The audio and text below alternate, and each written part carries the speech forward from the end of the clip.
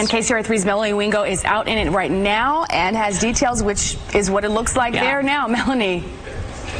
It's hard to see me. I'm right in front of Live Tracker 3. We're on Donner Summit, 7,239 feet in elevation. We are on the westbound side of Interstate 80, right across the way from Boreal Mountain Resort, and it is whiteout conditions. I have to say, today we are seeing some of the worst conditions, if not the worst conditions we've seen all season in terms of whiteout conditions.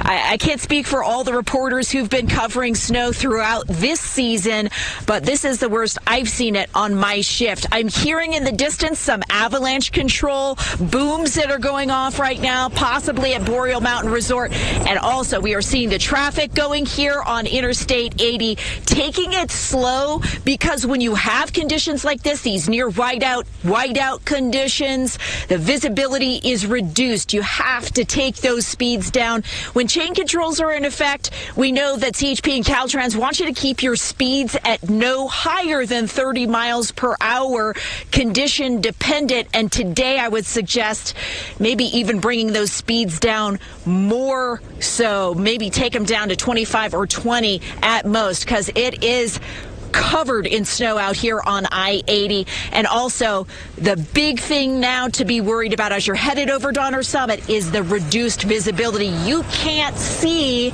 very far in front of you. Watch these cars, trucks headed in the distance. They disappear. Absolutely disappear in the whiteout conditions. So that's what we are seeing on Donner Summit. I wanted to get out of Tracker to make sure you saw just how much you can't see up here as you're making your way over Donner Summit. I'm gonna hop back in Live Tracker 3. We'll see you in about a half hour, hopefully from around Kingville. Even though it's dark, we can see all manner of devastation and destruction here off of North Lake Avenue in the community of Altadena here in Southern California. These buildings reduced to rubble with still flames flickering among this rubble, which, if you stand close to, it is still warm from the fire that burned through this area. This is a major thoroughfare within Altadena, and look at this, littered all up and down the sidewalks.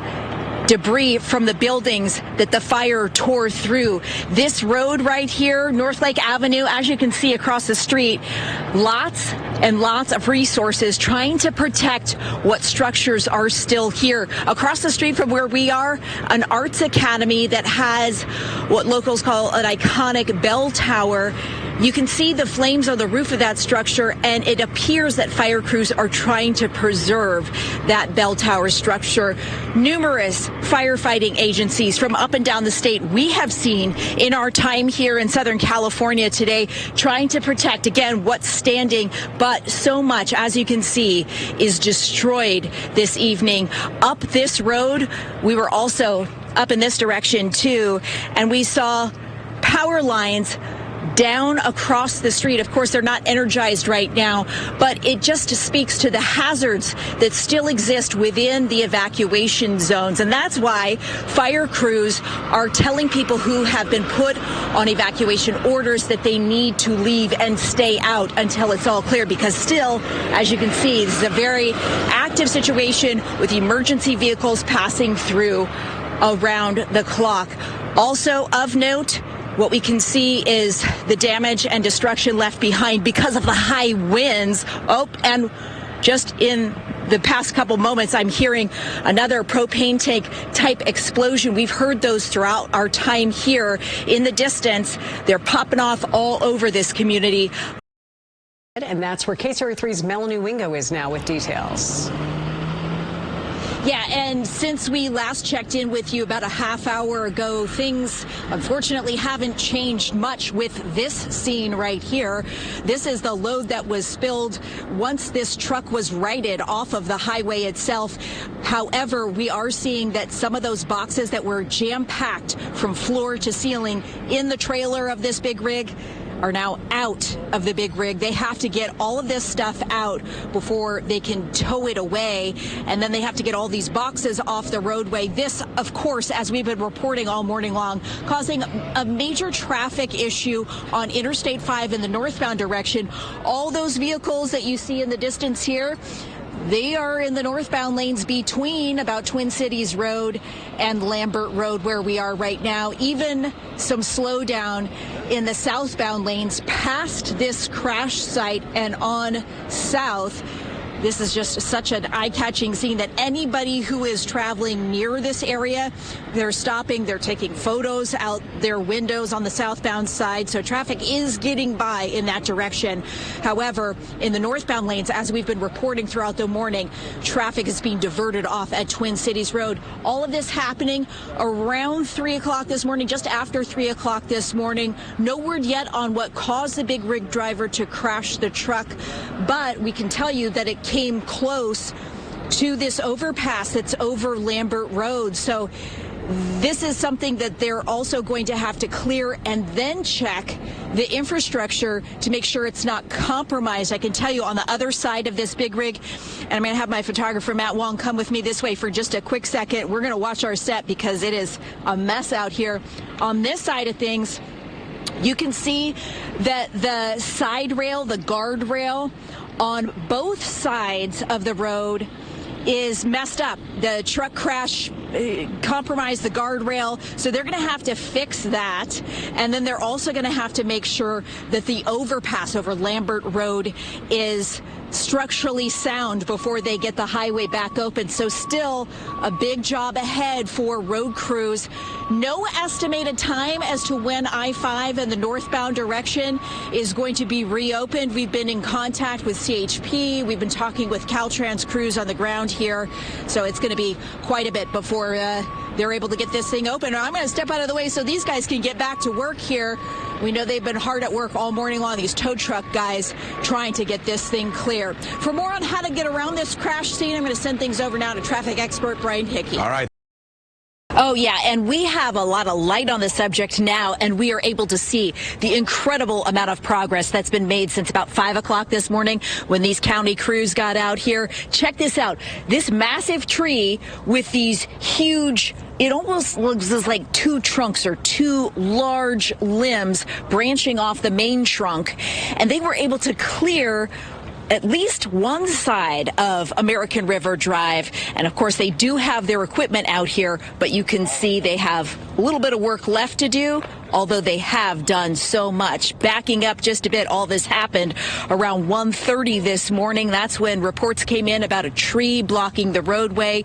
Crews got out here, blocked the road at Jacob Lane and about Tennyson in the other direction. And if you're familiar with the area, you know this is Jesuit High School, their athletic fields right over here, and less than a mile away is Rio Americano High School. So you know that it gets busy right about this time when people are getting off to work and school. So they have been racing against the clock to try to clear everything out.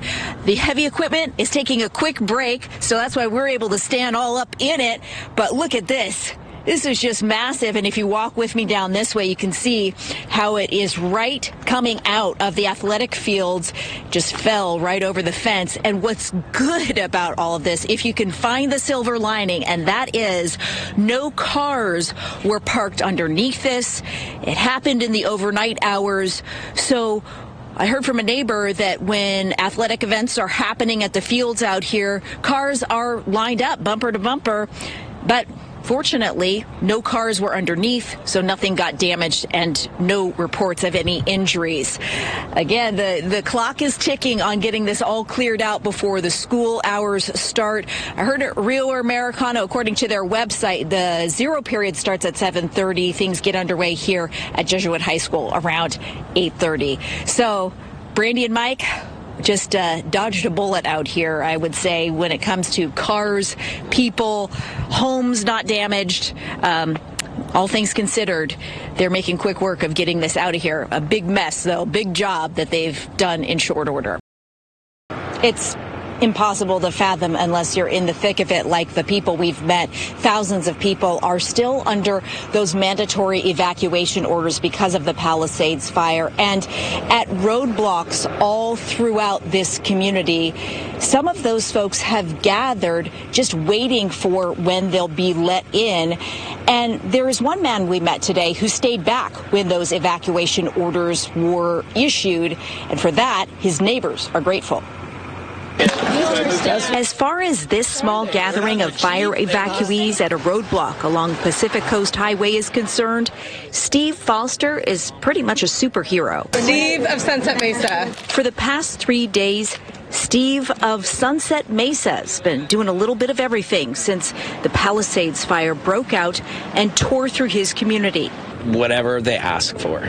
Shuttling up the hill and back in his car to get things from people's homes that are still standing. So far it's been medications, assistive devices, passports.